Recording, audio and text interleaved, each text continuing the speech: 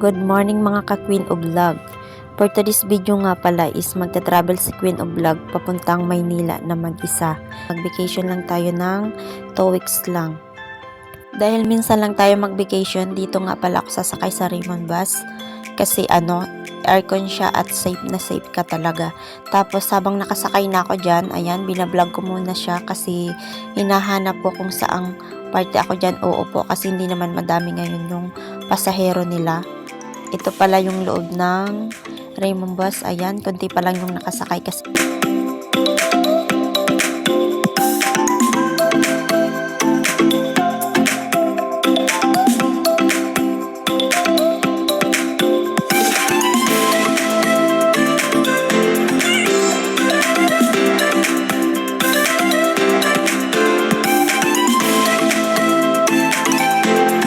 Tapos nung nakaupo na ako, unexpected naman na may kakilala pala ako dito din sa lugar ko.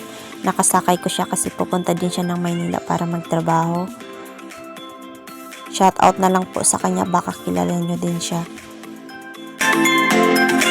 After 1 hour, nakarating na nga pala kami sa pier ng Masbate. Ngayon sasakay na naman kami ng barko papuntang Piodoran. Medyo mahaba-haba pa yung biyahe ko. Tapos kung nagtatanong kayo kung sino yung videographer ko dyan, syempre hindi mahihain tayo kasi vlogger. Inutusan ko yung kanina, yung katabi ko. Ayan.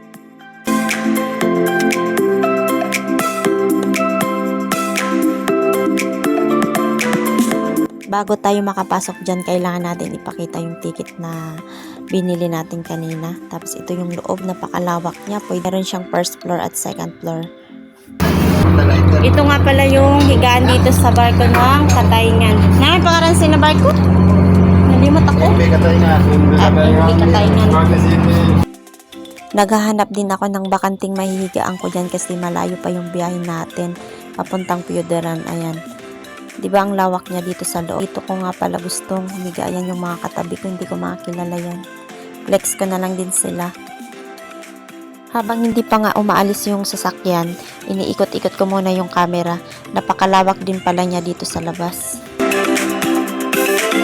Akalain mo ba naman na yung barkong katabi namin is apelyido ko pa? Ayan o, yung co-shipping lines. Halin na laking apelyido ko.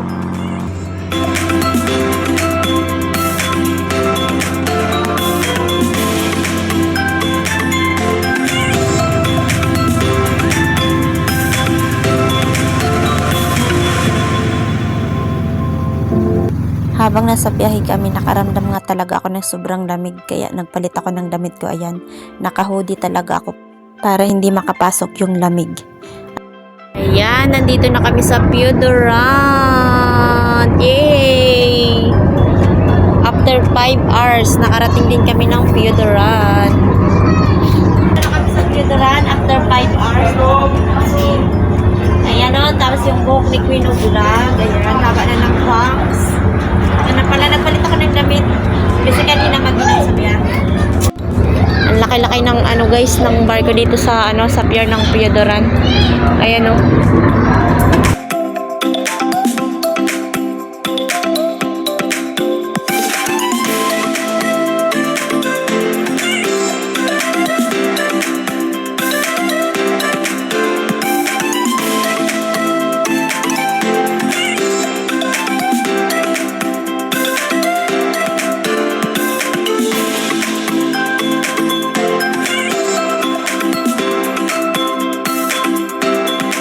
Bababa na kami para sumakay ulit papuntang Cubao.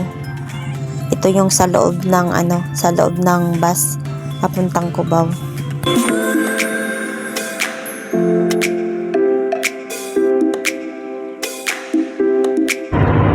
Wala ako ngayon dito katabi sa sa upuan ko kasi nandun lahat sila sa unahan.